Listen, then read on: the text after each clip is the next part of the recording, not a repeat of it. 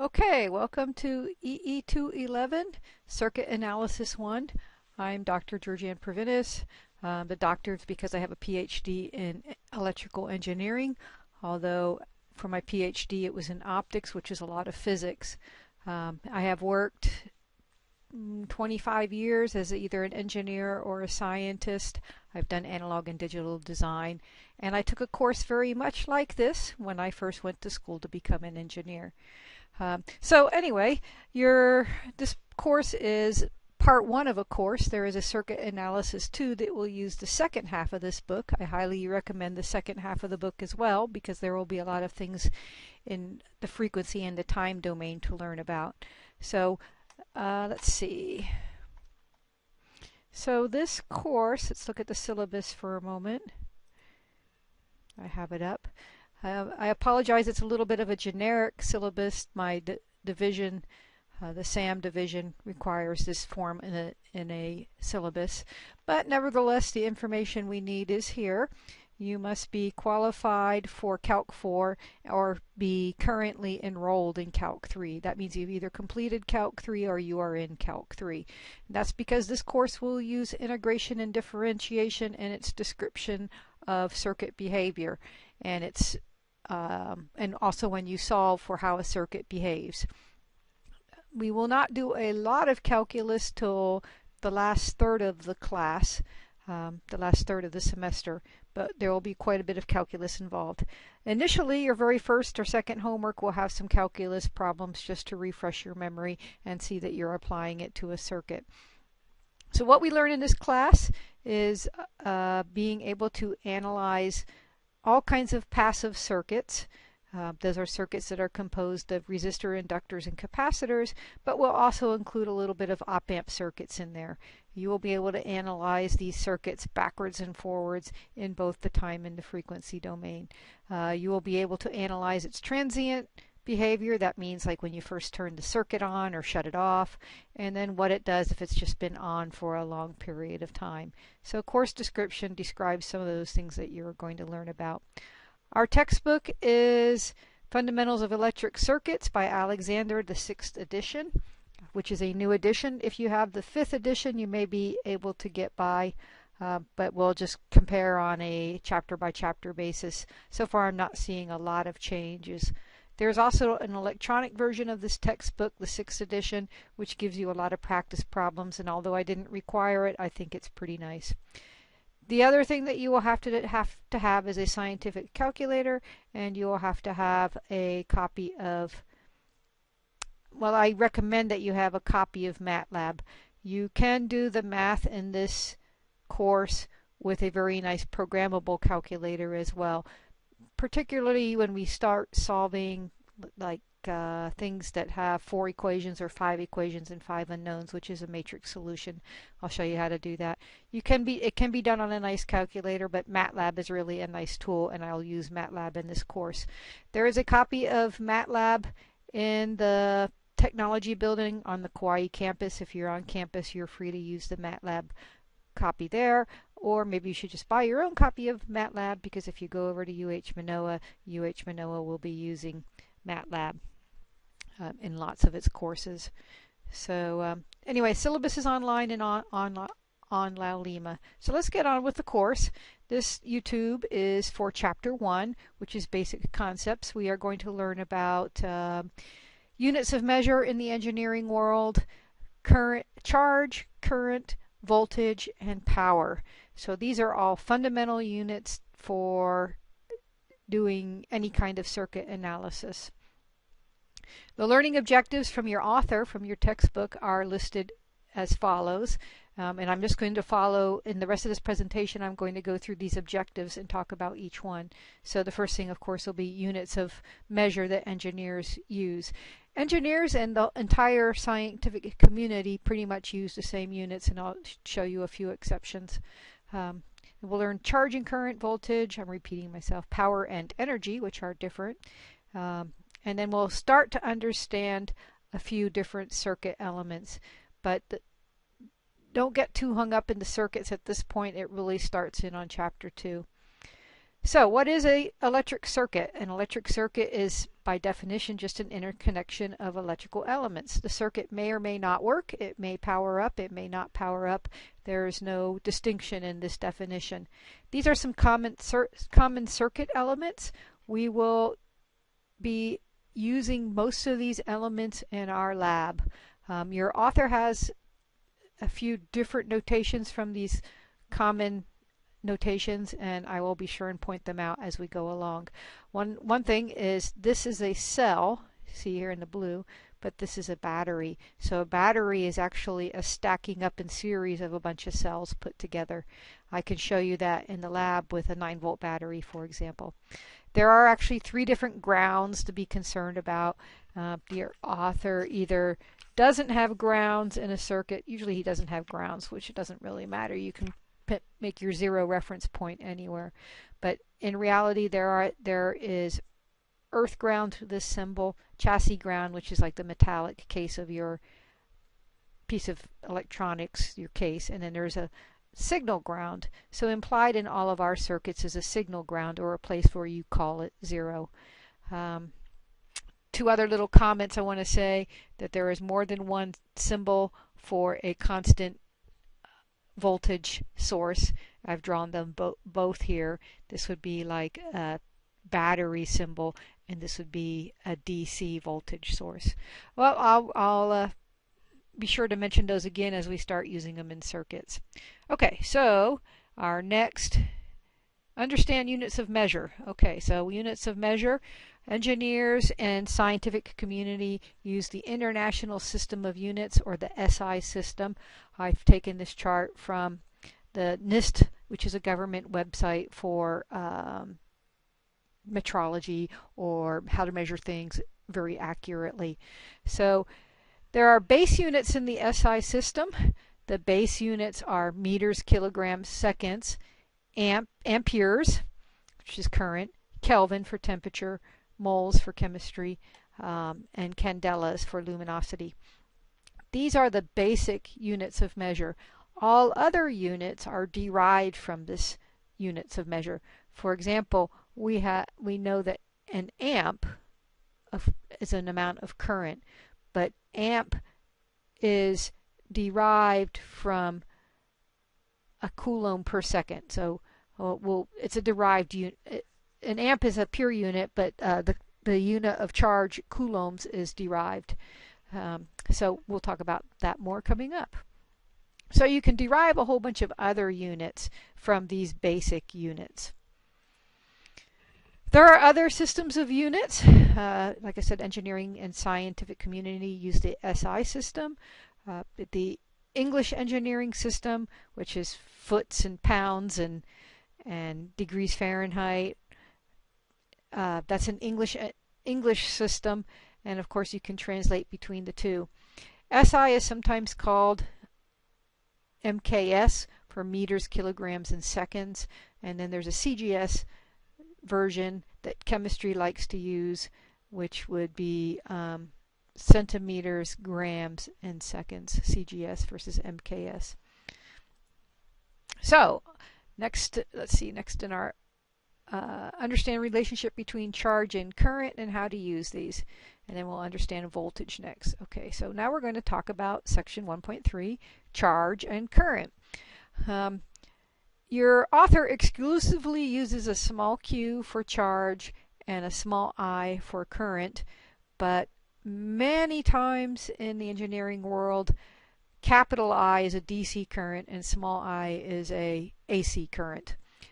So occasionally I will probably end up using that nomenclature because I'm very accustomed to it, and also you'll see it in the real world. Also, a total charge is sometimes a capital Q, not quite as commonly. And then there's Q, a small q, which is time varying. Time varying could also mean constant for all time in the case of your textbook. So charge is an electrical property of atomic particles or subatomic particles measured in coulombs. So an atom can have an overall charge, but a subatomic particle of an electron also has a charge. The charge of an electron is, and it's negative, 1.6 1.602 times 10 to the minus 19 coulombs. So that's the charge on one electron. In 1 coulomb of charge, there are 6.24 times 10 to the 18th electrons, and we can see that by doing this inversion, and just seeing that the units. So 1 over coulombs per electron ends up with units of electrons per coulomb, and that's how we get that number. That's a huge amount of electrons to deal with when we have a coulomb of charge. As we'll learn in a moment, that an amp is a coulomb per second, and that's a huge amount of electrons to make an amp of current. So that's why engineers end up dealing with amps rather than coulombs. And I know physicists like to deal with charge, but engineers deal with current usually, because there's whatever times 10 to the 18th electrons moving past in your circuit. Slight little refresher here. A lot of this is based on the Bohr model of an atom. This is a lithium atom. Lithium is atomic number 3, so it should have 3 protons and 3 electrons if it's electrically neutral and doesn't have an overall charge on this atom. So protons are positive, electrons are negative. One electron, here shown orbiting in a shell, has this many coulombs of charge, and of course neutrons are neutral. So let's talk about what current is. By definition, current is flow of charges. It's actually flow of charges moving past a point or a surface in a conductor. So this little drawing right here is a gigantic little section of copper wire, and 1 amp of current is 1 coulomb per second passing by this point in the wire. So 1 coulomb per second, of course, is 6.24 times 10 to the 18 electrons per second. And there's my little electrons passing or crossing that surface in the wire. That is the definition of what an amp is. So our electrons flow in our circuit and make current in our circuit. The electrons will flow through wire and then also flow through some component like a resistor. Guess what? Resistance means opposition to current flow. And maybe charge will charge up in a capacitor, or anyway, we'll learn about all these components. But the main thing is that the current flows most freely in the copper wires, because copper is a good conductor. Some other good conductors are silver, gold, aluminum, brass, zinc, rhodium, nickel, iron, tin, steel. These are also good conductors. So physically, since we talked a little bit about atomic structure, what makes a good conductor atomically? So this is a Bohr model, kind of a cartoon of copper right here. Copper is number 29 on the periodic table of elements, and as you populate the orbitals, you will see that the very last orbital, the outermost shell, which is called the valence shell, only ends up having 1 electron in it. So it turns out that 1 electron, since there's only one of them in the outermost shell, which is the furthest away from the nucleus, that 1 electron can escape easily and bounce around from copper atom to copper atom. So that's what makes the material be a good conductor, the fact that the electrons can leave the atom very easily and jump to another atom. It's loosely held by the atomic structure. So good conductors have few valence electrons, where a valence shell is the outermost shell of the atom. The best conductor there is, surprisingly to some people, is silver. Silver has better conductivity than copper. So why don't we make all our wires silver? Well, because silver is more expensive than copper. Copper is a better conductor than gold is, though. And then number 4 on the chart is aluminum. In the 1970s, I think it was in the 70s, it might have been, I'm not sure that date, copper became very expensive, and some buildings started to use aluminum wiring. Well, aluminum is not as good of a conductor as copper, meaning it has some resistance. Resistance causes things to heat up, and there were catastrophic fires as a result of resistive heating and the aluminum conductor, which is not as good of a conductor as copper. A good insulator, on the other hand, has its valence shell almost full. So it's not very easy then for an electron to escape the valence shell. Example of good insulators are air, glass, ceramic, rubber, water. You can look them up online if you want to see a list. So an amp of current is 1 coulomb per second of charge moving through the wire. Total charge that's transferred during a time period between t0 and some t is found by integrating the time varying current I of t. So I of d dt will give you the total charge.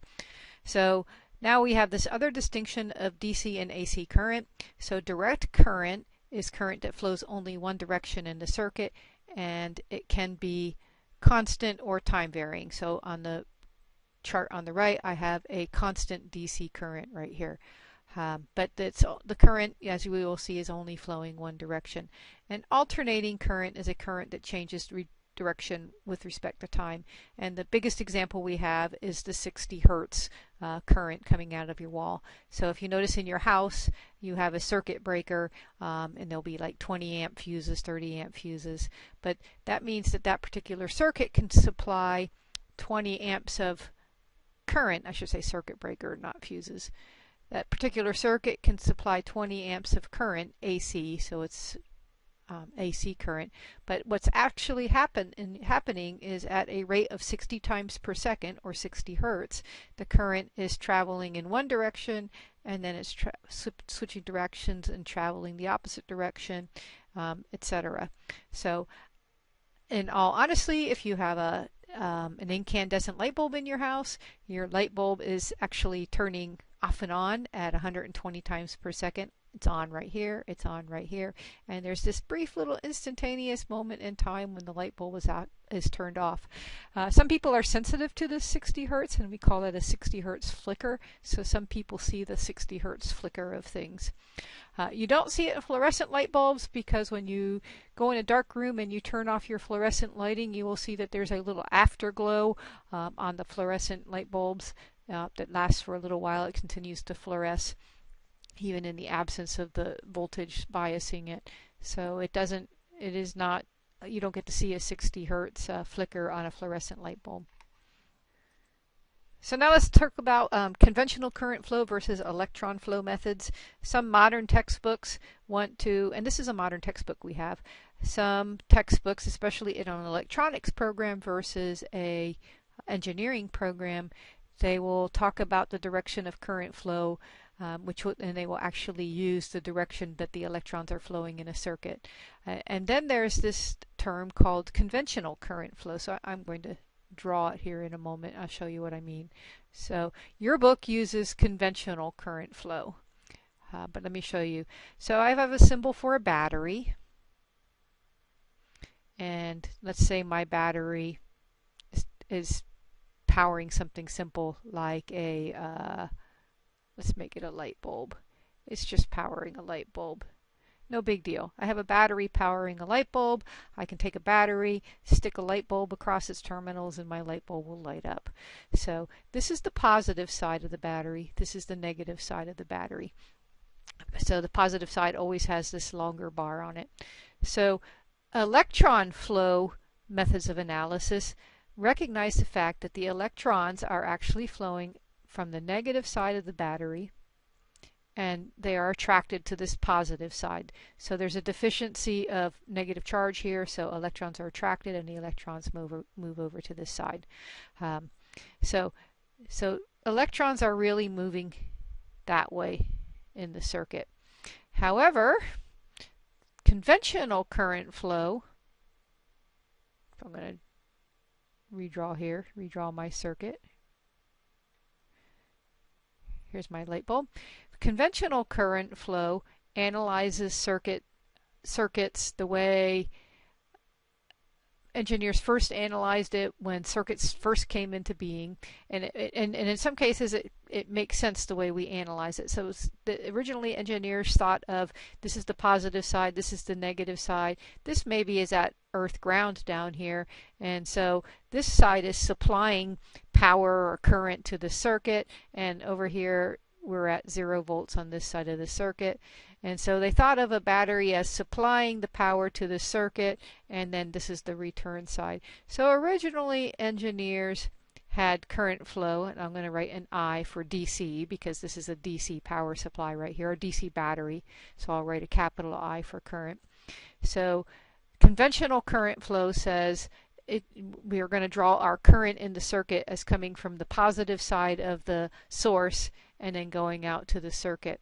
That's called conventional flow, but what's really happening, this is the flow of positive charges, if you will. Also called holes, flow of holes.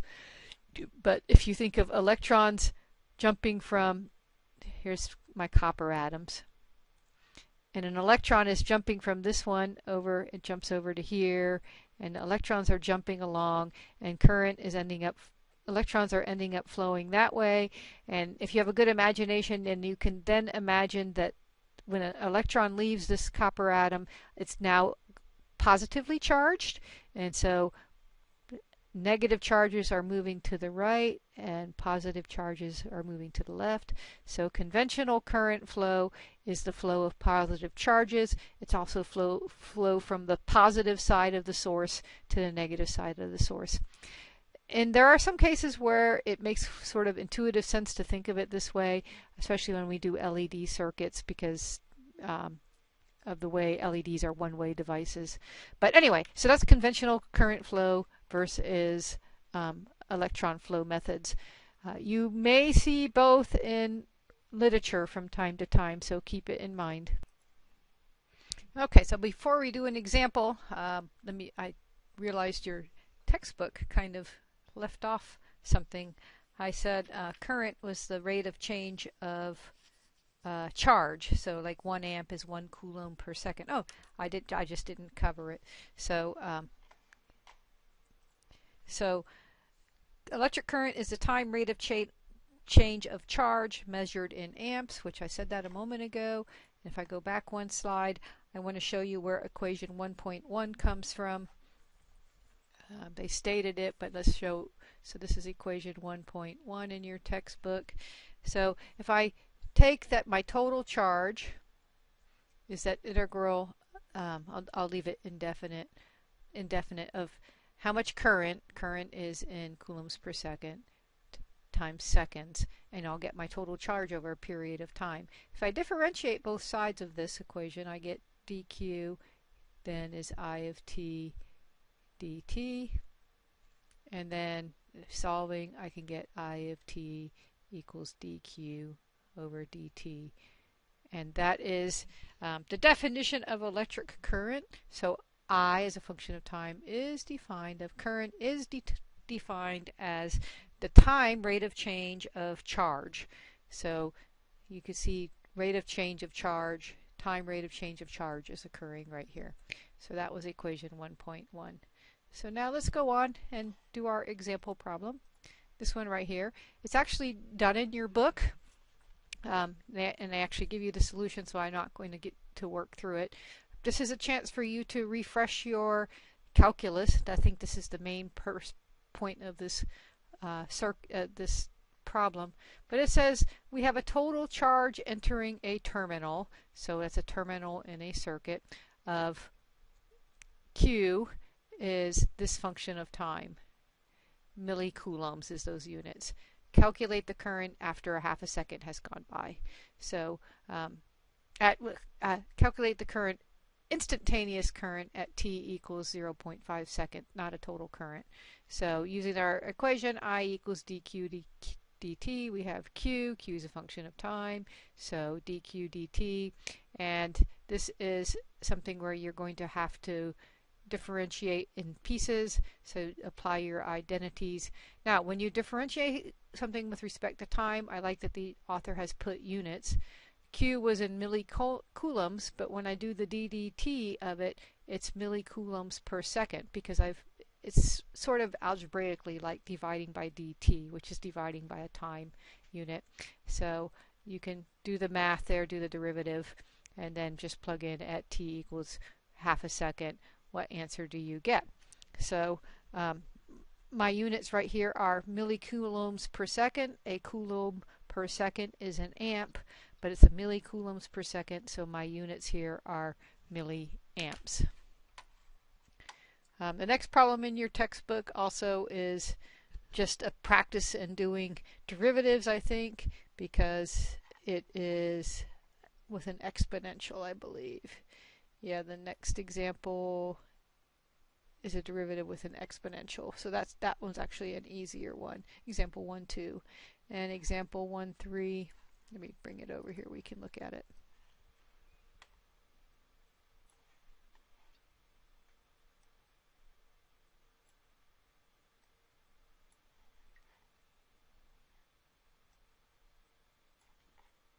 So this is a pretty easy Q of t to take a derivative of and then plug in the time. And this is one where you have to find the total charge, so you'll have to do an integration of I of t. They give you I of t right here, and you will have to do an integration between the two values of time, and you'll get a total charge. Total charge is in coulombs. And you can check that I is in coulombs per second, dt is a second, so the dt, the seconds will cancel out, and you'll get an answer in units of coulombs. I am a stickler for units. If units are not on your answers, I will take lots of points off. Units mean everything. There's a big difference between 31 amps and 31 milliamps. So stickler for units. Section 1.4, voltage. We'll learn about that next. So to move the electron around in the circuit requires some kind of a force. They don't just move on their own in a they don't create current on their own. So that force is called an electromotive force, or EMF. So in older literature, sometimes they'll say the EMF is something rather than the voltage is something. So EMF is also known as voltage or potential difference. So by definition, the voltage between 2 points A and B, voltage between A and B is defined as, and I see I have a slightly wrong term here, or symbol here. It's defined as, so there's a triangle on top. Voltage between A and B is defined as the amount of energy in joules, which is given dW, which to me is always confusing with work, but dW dQ. So it's the energy required to move a unit charge from one point to another, and that's called voltage. So a volt is a joule per coulomb. So let's talk a little bit about what that voltage means. So I have an example right here of a circuit, and it's a little bit different than the circuit in your book. Your circuit in the book just has one element and nothing else going on, but I want you to get used to looking at more than one element. This is a battery right here. Let's say it's a 9-volt battery, like the Duracell battery on the bottom right. And I have connected with the battery, it turns out to be a resistor, but I showed it as a generic block element like your book does on figure 1.7. And then these things right here, these are just called test points in schematic layout stuff, and when we start doing simulations you'll see that there's a thing called a test point. So TP1 is test point 1, TP2 is test point B2. This is also test point A in your book or point B in your circuits book. So so let's translate this, because you'll have to do it in the lab. Let's translate this schematic to actually how you would build a circuit with a 9-volt battery. I have a 9-volt battery and a resistor, and then I'm going to measure it with my multimeter. So this is the positive side. I think this is the positive and that's the negative on the battery. So it says the positive side of the battery connects to the resistor. Okay, so positive side of the battery is connected to the resistor. The other side of the resistor connects over here to the negative side of the battery. So the other side of the resistor connects to the negative side of the battery. Okay, so I built the circuit, and then I have a test point A and a test point B. test point A, electrically is all the same point along here. I mean, there's no voltage differences anywhere. Everywhere along this wire, you would measure 9 volts compared to this wire. So I can take my, let me switch colors. I can take my red probe and I'll connect it, I'll touch it over here to that side of the circuit, and then I'll take my black probe and I'll take it over here to the other side of the circuit. So this side, this is test point 1 or A, and this side over here is test point 2. So I hope that you can relate what I just drew and built, how I would build it in the lab, with the schematic. So look at it carefully if you can, and try draw it yourself, because you're going to build circuits in the lab. So if I put, this is about relative differences. If I put my red probe, red is always assigned to the positive, like the red side of a battery of your car is the positive 12 volts and the black side is 0 supposedly, but it's a relative thing. So if I measure with my red probe here, so red probe goes here, and black probe goes on this side of the circuit. If I was measuring, right, that's exactly what I'm doing. It says, and my voltmeter will now say 9.0. So it's going to measure 9 volts. That's because this red point in the circuit A is 9 volts higher than point B in the circuit.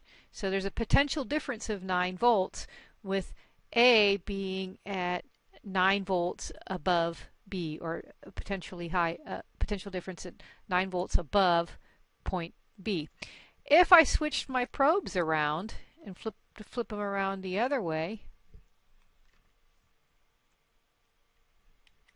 so I flip my probes around the other way and put my, well, I'll put my black probe right here, which is my negative probe, and then I'll put my red probe, my positive probe, right here. What would I measure? So I would actually measure, it would say -9. Why is that? Because the red point now in my circuit is 9 volts lower than the black point in my circuit. Red is 9 volts below the black point. And the voltmeter doesn't know any difference. Wherever you put the black probe, that's black probe, that's your reference point. And then wherever you put the red probe is going to compare to what's at the black probe. So in this configuration, B is 9 volts below A, or A is 9 volts above B. If I put my black and red probes in this configuration, I'm going to measure -9 volts. Your book has a picture of saying that on figure 1.7 that you can actually have a negative voltage, but all of that means is that one point is lower than the other point, than the reference point in the circuit. So let's move on. So we'll talk next about power and energy, which is sometimes a point of confusion for people. So power is a time rate of expending or absorbing energy measured in watts. So power is a rate of energy usage. A watt is a joule per second. So if you look at this definition of power down here, power is rate of change of, switch my color, rate of change of energy in the numerator, and then change in energy over change in time. So energy is in joules and time is in seconds. So power is in watts. A watts is a joule per second.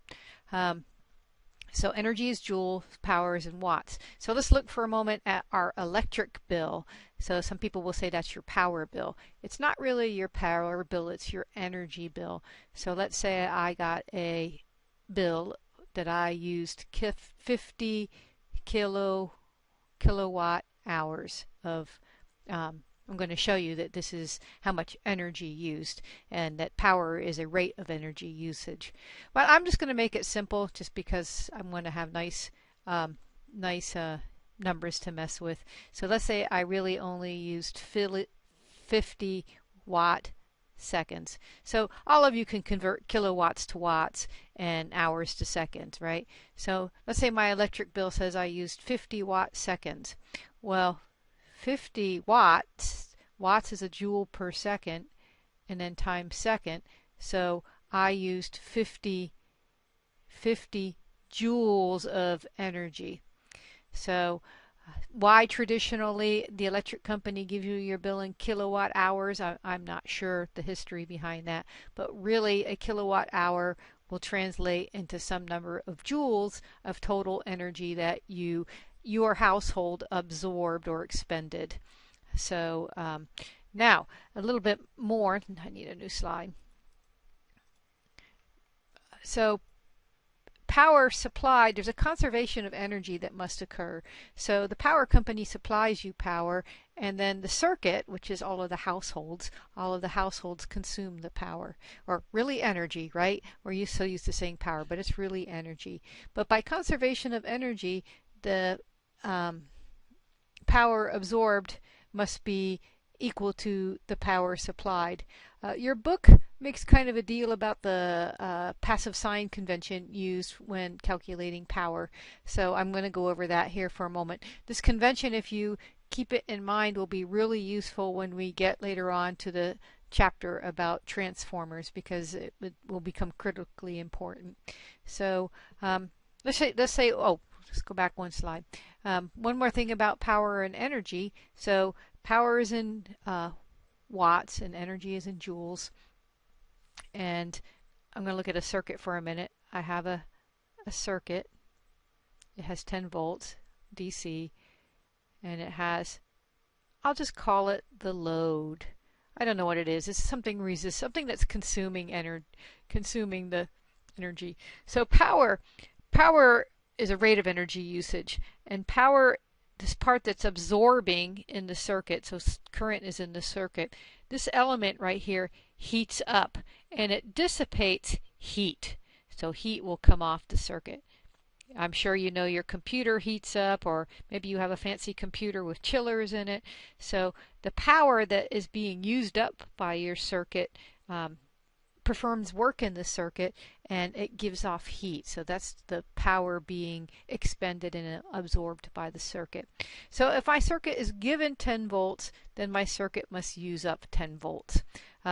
Power, though, in a circuit, power equals voltage times current. And you can play with the units and you can prove that to yourself. Current is a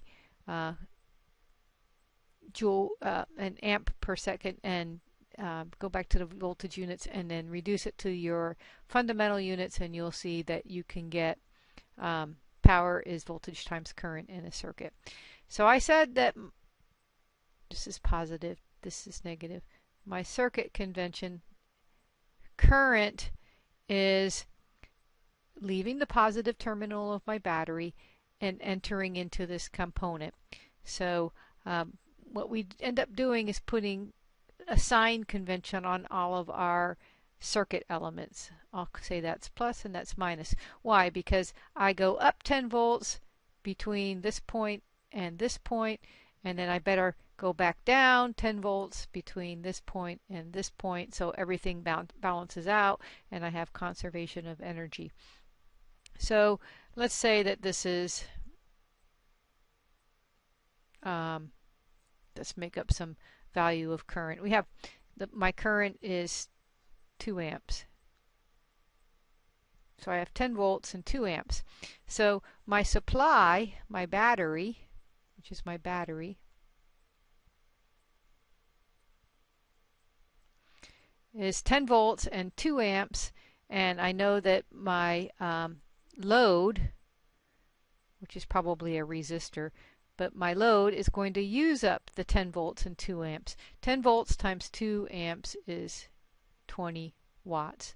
And I know that the load is also going to use up 20 watts. So my supply is going to supply 20 watts and my load is going to consume 20 watts.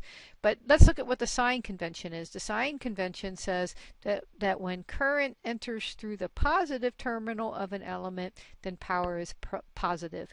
If current enters through the negative terminal, then power will be negative. So where is current entering? Current is entering the positive terminal of this load element, so current will be positive. And for my battery, current is entering the negative terminal, so power will be negative. So if I sum up all of the power, going around the loop, it must equal to 0. So I have negative power, positive power, and I sum up the powers going around the loop, and I find that the law of conservation of energy is obeyed in the electric circuit, and the power supplied equals the power consumed. And that will always, always be true. It will never be I'm giving your circuit 20 watts, but my circuit is only using 10 watts. That doesn't happen. So the power supplied will always equal the power consumed in the circuit. I did the little example a moment ago of showing that your electric bill is really an energy bill. It's not a power bill, it's an electric bill. And I did that by showing you some power, kilowatts, times a time, which is kilowatts times hour, ends up giving you energy as joules as the result. So we can formalize that result at the end of this section, and we can say that energy, which they use a little W in your textbook, which always confuses me, T0 to T, power as a function of time. It's implied in your textbook and doesn't write it. Energy is the sum of how much power times time integrated over the total time that you're doing it. So it's the integral of power times time. And you can get your total energy that you used, which is exactly what we do in our electric bill. So, and the examples are just calculus kind of examples in this section. One last thing to talk about, and I always try to keep these YouTubes under an hour, so let's talk about our very last section, which is the circuit elements that we're going to be using in the textbook, and his convention. I'm going to just go ahead and draw them rather than cutting and pasting them. You should get used to drawing them too.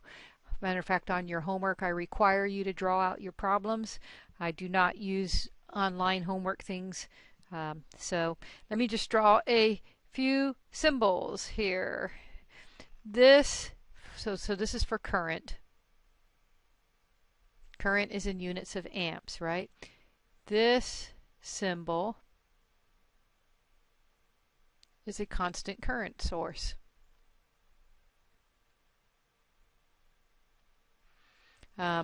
This symbol, every time somebody puts it in a diamond, oops, that's an arrow. A diamond always means it's a dependent current source. So for example, this current might depend on something else in the circuit. The current might depend on a voltage that's somewhere else, or the current might depend on a current that's somewhere else. So it's a variable current, and it depends on something else. So anytime in your textbook that you see something in a diamond, it's going to be variable. So let's look next at voltage. So your book uses this symbol to be a DC voltage or a constant voltage. DC or constant voltage.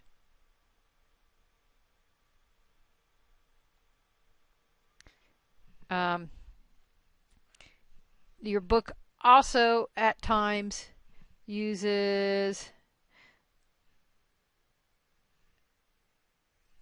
just make sure that's true, because I remember sometimes the book was a little bit, let me look at flip to another chapter real quick. Flip to a much later chapter. Much later. I want to go into time varying chapters. Like skipping over here to maybe, yeah, chapter 6. So that's definitely a DC, but your book also, which is not, to me, convention, might also use this non-dependent, or this is constant and it's independent.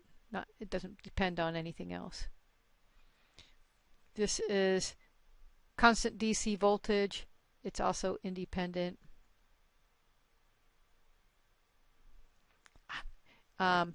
This is a voltage that's also independent. I'm used to this symbol meaning a constant DC one, but your book actually uses it. It could be I of t equals, or V of t, since I'm doing voltage, V of t equals 5 cosine omega t. Omega is related to frequency. But whatever voltage I give this, or it could be that voltage as a function of time is a flat 5 volts. In